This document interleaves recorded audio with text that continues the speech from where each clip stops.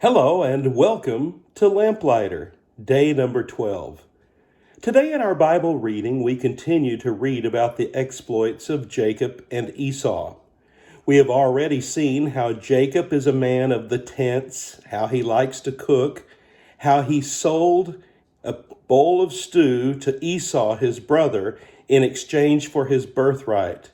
We know that Esau thought he was so famished, so hungry, that he was about to die, and so he despised that birthright and made the transaction, one which he later very much regretted. Well, as the story continues in our reading today, Isaac is growing old, his eyesight is very dim, and he wants to bless his son, his oldest son, Esau, before his death. And so he invites Esau into his tent and he says to him, "Why don't you go out, hunt some game, the kind that I like, and prepare it the way I like, bring it to me to eat, and then I will bless you."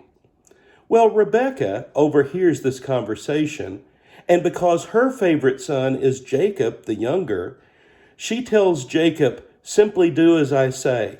Go out and get a couple of goats from the flock, bring them to me. I will prepare them the way your father likes them, and then you go in and present them to him and receive the blessing." Jacob is concerned immediately because he feels like this ploy will easily be detected by his father. He says, "But mother, I'm a smooth-skinned man and my brother Esau is a hairy man. If my father realizes that I'm lying to him and trying to deceive him and steal the blessing, he'll call curses down on me rather than a blessing." His mother says, "You just do what I say and we'll take care of the rest."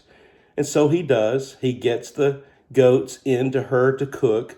She prepares the meal. She gets some clothing from Esau and puts it on Jacob. She gets some goat skin and puts it on his arms and hands so that he not only is portraying the part of Esau, but he will feel like Esau, nice and hairy. He will smell like Esau, like a man of the open field, and the deception will be complete. So Jacob goes in, offers the meal. It's interesting that Isaac is suspicious all along the way, probably because he recognizes Jacob's voice. But as Jacob draws near, Isaac does feel his arms and he says, he's hairy like Esau. He draws close to him and smells him and says, he smells like the open country, just like my son Esau. And therefore, he gives Jacob the blessing. Just about the time the blessing is given and Jacob makes his escape, in comes Esau from the open field. And then Isaac is alarmed because he realizes he's been deceived not only by his son Jacob, but also by his wife Rebekah. Esau is so angry. Not only has Jacob stolen in his mind his birthright, he has also stolen his blessing.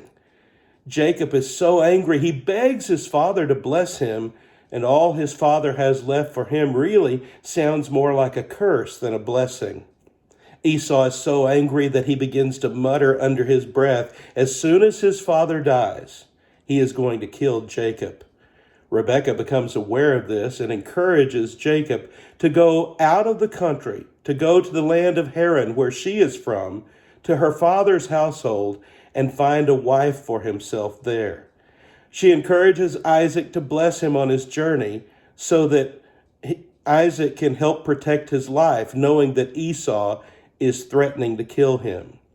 So Jacob receives Isaac's blessing and he's on his way to the land of Haran, when he stops along the way in a place called Luz, later to be renamed, as we'll see.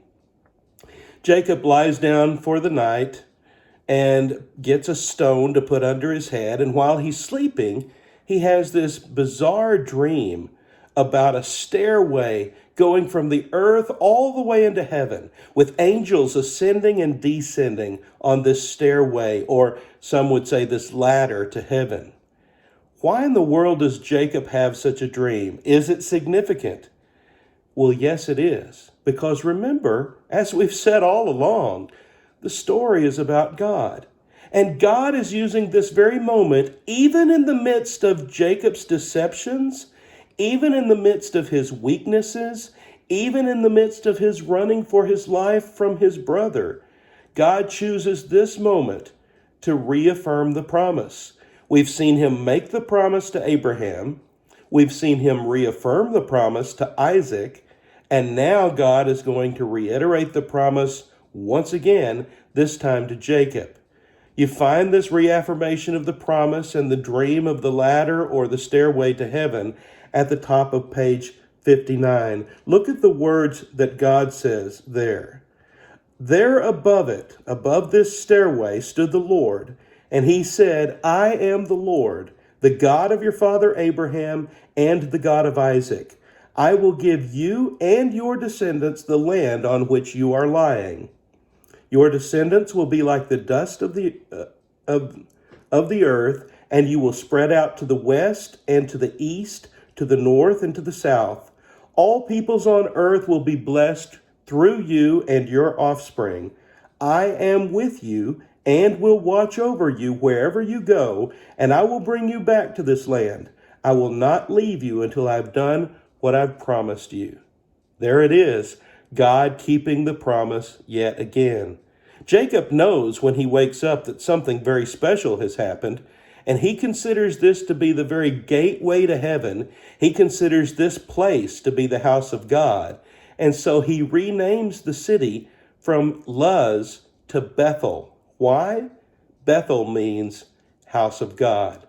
Jacob even goes so far as to make a vow that if God will continue to be with him and protect him and bring him back to this place safely, then he will always honor God as his God, just as his father Abraham and his father Isaac have done. It's a fabulous story. Isn't it great to continue to read how God has worked historically through people to reiterate the fact that he is a promise-making, promise-keeping God. His word is a lamp to our feet and a light to our path.